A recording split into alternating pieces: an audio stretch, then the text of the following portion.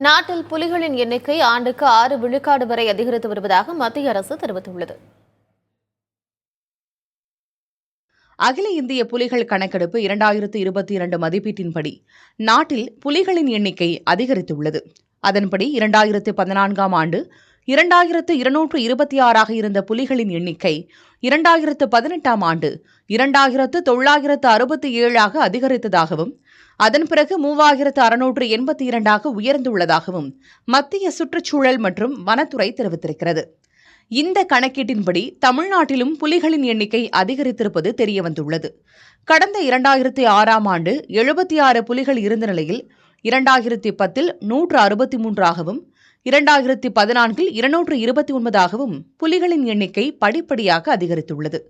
2018இல் 264ஆகவும் 2022இல் 306ஆகவும் புலிகளின் எண்ணிக்கை உயர்ந்திருக்கிறது. வேட்டையாடுதல் உள்ளிட்ட பல்வேறு காரணங்களால் தமிழ்நாட்டில் 2021 முதல் 2024 வரையிலான காலகட்டத்தில் 5 புலிகள் இறந்துள்ளதாகவும் மத்திய சுற்றுச்சூழல், வனம் மற்றும் பருவநிலை மாற்றத்துறை இணையமைச்சர் கீர்த்திவர்தன் சிங் தெரிவித்திருக்கிறார்.